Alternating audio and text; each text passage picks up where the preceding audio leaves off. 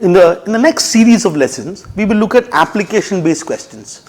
When I talk about application-based questions, these are questions which you'll have to do a little bit of effort in figuring out, drawing certain information or inferences from the passage. It could be a question which asks which of the following the author is likely to support, or there's a situation given. Is there any situation which is analogous to the situation that is mentioned in the passage, or any inference that you can draw? There is a word there. What is the contextual meaning of the word that is used there? Okay, things like that. Now, while solving these kind of questions, we tend to believe that we have to do something very different from the usual questions. Actually, that is not the case. So, in this lesson, to start off with, we'll start with inference, and I'm going to talk about basics of inference. Right? One of the things that happens with inference that I've heard, that inference should not be mentioned in the passage. It is something that is not mentioned in the passage. It's something that you infer. I don't understand what that means. Do you? Not mentioned somewhere, but I have to figure out what that is. That doesn't make any sense, does it? So this, if you look at the definition of inference, the inference says, from the dictionary, says inference is a conclusion that you draw about something by using the information that you already have about it. Inference is the act of drawing conclusion about something on the basis of information that you already have. So the only thing, so you already have information that you already have about it. That is basically your passage. Right. That's basically a passage. The only addition that I'm going to do from the context of reading comprehension is there that let me say it's a true conclusion that you draw, or it's a valid conclusion that you're going to draw, or drawing valid or true conclusion. It's not a guess, it's not a speculation. It must be true based on this passage. It must be true. Let me give an example. It's, for example, if I take two statements, if I say that all humans are mortal, and the second statement says Raj is human, what inference can you draw? And I'm sure that you will draw the inference that Raj is mortal. And you would say, and you would agree with me, that is true. If these two things are true, this one is true. Alright, let me take another example. Let me say that 90% of humans are right-handed. And then you say Raj is human. Can you draw an inference here that Raj is right-handed? Would it be true? Not necessarily, but you can draw the inference here that Raj is likely to be right-handed. Oh, that word likely should make it okay. So what is therefore inference? All that is checking is whether or not something is true. Let me think of more examples. Let's say that if I say that A is greater than B, can you draw some inference? Something that is true. Yes. If A is greater than B, you can draw the inference that A is not equal to B.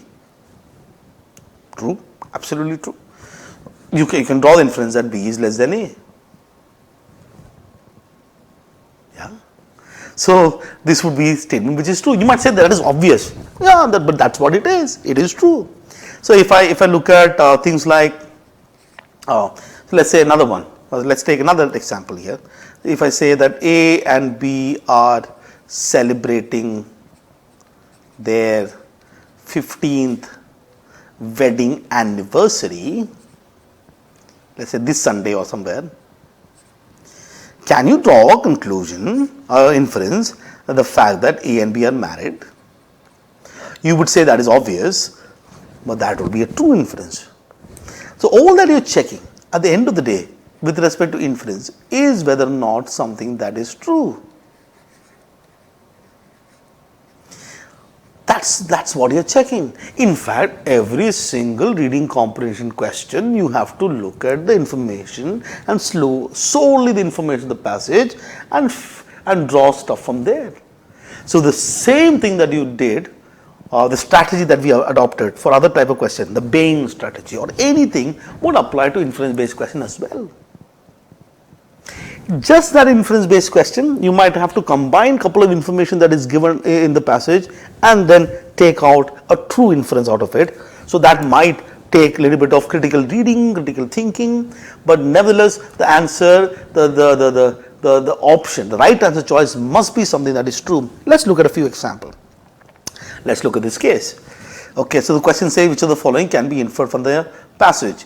High level of an amino acid called homocysteine found in the blood may be a strong indicator of stroke risk among people with heart disease. A new study shows that heart patients with highest homocysteine level are more than 4 times as likely to suffer most common type of stroke when compared to those with lowest homocysteine level. So basically the information number 1 is saying higher the homocysteine level, higher likelihood of stroke is high, or conversely lower the homocysteine level, the likelihood of stroke is low. That's what the information number 1 says. Number 2, even after accounting for other factors that affect stroke rates and homocysteine level, studies have shown that homocysteine levels can be effectively lowered by consuming more folic acid and vitamin B12. Number 2 is saying that if you have folic acid, more folic acid, and if you have more vitamin B12, this can help in reduction of homocysteine level. And you already see that there is some obvious conclusion that you can draw. A reduction in homocysteine level then lead to low number of likelihood of stroke will be reduced. So higher is the folic acid, lower is the risk of stroke. So that is combining these two things. And then it says the natural sources of these nutrients includes citrus fruits, tomatoes, vegetables and grain products. So those fruit and vegetable has got those ingredients for more folic acid and vitamin B12. So you can kind of connect all of this and draw some true inferences. Okay, let's look at each answer choice and see what each of them is saying. Number 1, an increased risk of stroke is correlated with low levels of homocysteine. The increased risk of stroke is correlated with low levels of homocysteine. You will see here that this is inversely proportional, while the information given says those are directly proportional. You would then see that this one is definitely a false answer choice or something that contradicts what is given in the passage. You eliminate it. Next one, a decreased risk of stroke is correlated with increased level of folic acid.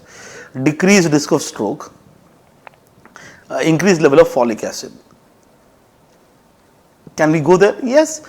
Increase folic acid, decrease homocysteine, decrease the score. So increase level of folic acid, decrease level of stroke. That information is something that you can say is true based on what is given in the passage. So this should be your right answer choice. We can check that as well.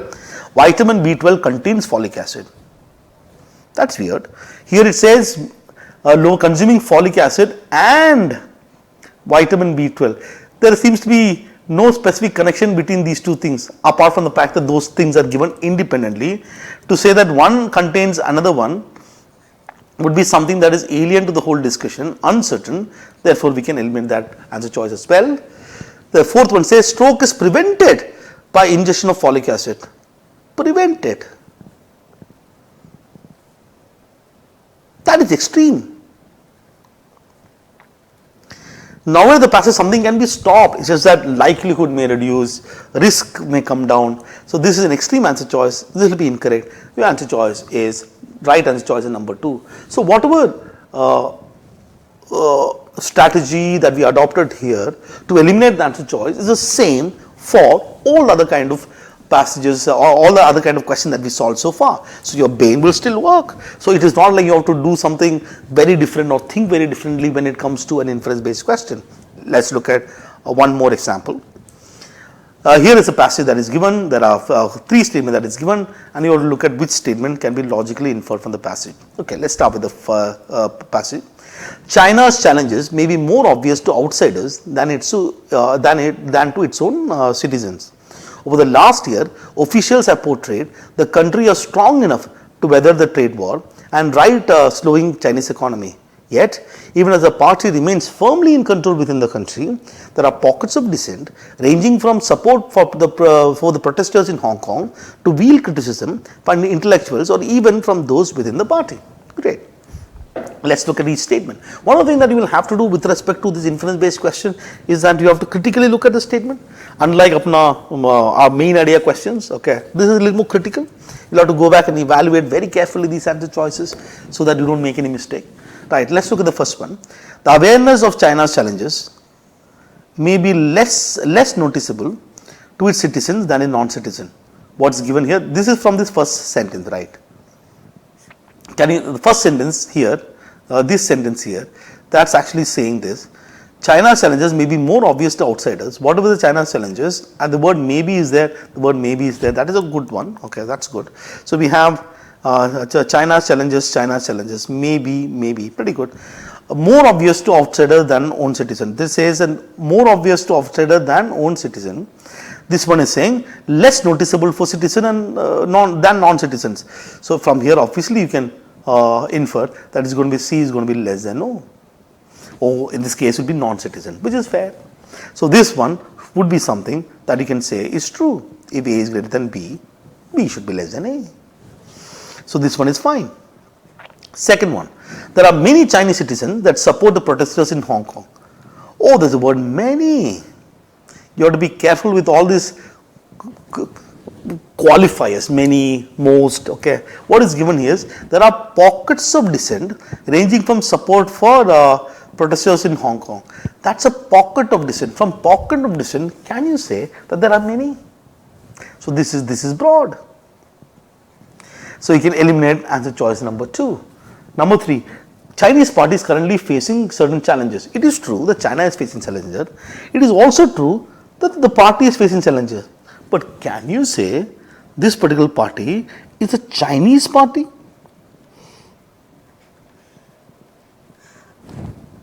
Is there a thing called Chinese party? In the passage, not mentioned. I don't know the name of this party. But randomly picking a name called Chinese party, or you could say the party that rules China. That could have been okay. The current ruling party of China. That's also still fine. Okay, but you just call it Chinese party. It's like that Indian government is doing a great job. The Indian party is doing a great job. What is Indian party, right? So this one would be something that will be not true or uncertain in this case. Therefore, the only thing that you can infer is the first one. That's it. Let's look at the last one here. You realize that the more and more you solve is exactly the same thing that you look at. Don't break your head trying to look at things that is actually not mentioned. I have to do something extra. No need. We look with the same principle that will follow. I just need the things to be true based on the passage, right? So let's look at this one. Hume's influence on intellectual culture is massive.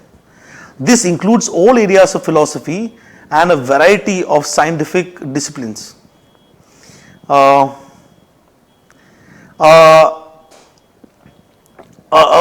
poll conducted with professional philosophers a few years ago asked them to name the philosopher no longer living with whom they most identify. Hume won by a clear margin.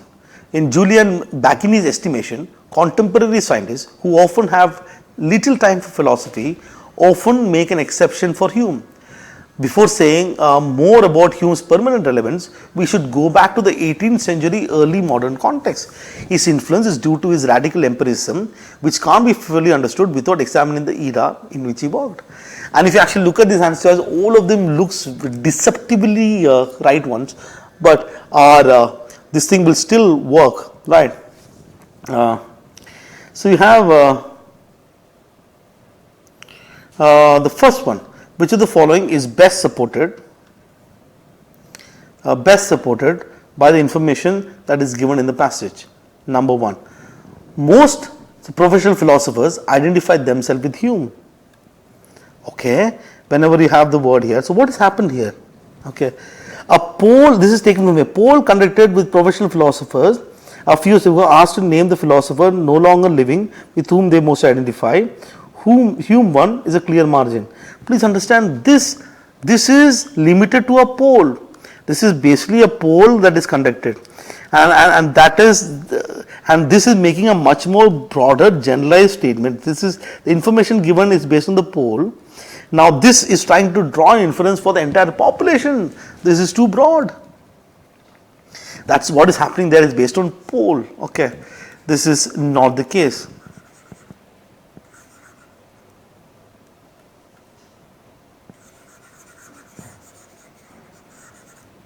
Okay, and let's look at the second one. Hume is an 18th century philosopher. Okay, so one you start looking at, is Hume a philosopher? It says that a poll conducted with professional philosophers a few years ago asked them to name the philosopher no longer living. Hume won. So this part is fine. The Hume happens to be a philosopher. So this part is fine. Now the question is Hume the 18th century philosopher? The 18th century is actually mentioned here. Okay. Before saying more about Hume's permanent relevance, we should go back to the 18th century early modern context. Okay. So here he is saying that to understand Hume's philosophy, we should go back to 18th century. That's what that statement says. His influence is due to his radical empiricism, which can't be fully understood without examining the era in which it worked, without examining the era in which he worked. So when you combine these two statements, it is kind of obvious that he actually is Hume as an 18th century philosopher. Okay, so this is fine. So he is saying that if the Hume problem, we should go back. We should go back to the 18th century early modern context. His influence due to his radical, which can't be fully without examining the era in which he worked. So combining these two statements is very clear that he is an 18th century philosopher. This is fine. Contemporary scientists do not consider philosophy to be important. In this case, what is happening is that contemporary scientists have little time for philosophy. Just because they have little time for philosophy, can I say that they do not consider philosophy to be important? Just because I have little time for something doesn't mean that I don't consider that thing important. That is too much of a stretch. That is not a true statement. That requires a lot of assumptions to be added. Okay, so this one is too much of a stretch. So this one would be something that won't be certain. Hume has significant influence in shaping philosophy. Now this is a tricky option, pretty tricky, in the sense that Hume's influence is massive. Okay, Hume's influence on intellectual culture is massive. This includes all areas of philosophy, and Hume has influence on areas of philosophy. That is true. Okay. Now the question is, does he have an influence in shaping philosophy?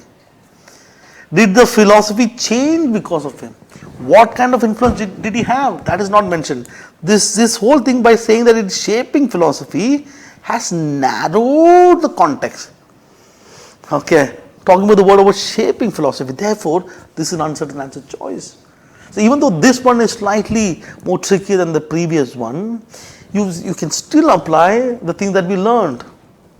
So the key thing about inference based question, that takeaway is that yes, inference should be something that is not explicitly stated, must be something that is derived from the information given to you. That is all fine, but my take is, don't evaluate option like that. You simply evaluate the option which says that something is true. So for example, if I say that I have been teaching for the last 20 years now, can you infer that I am a teacher? I am saying I've been teaching the last 20 years. If you say that no, I can't infer it because it is not obvious. It's crazy it is. No, you can infer it. So I'm just saying that don't bother about whether something is stated, not stated. You just evaluate whether something is true or not. So the same thing that we do with respect to other type of reading comprehension question applies in this case as well. We'll see that by actually solving certain passages. See you in the next lesson.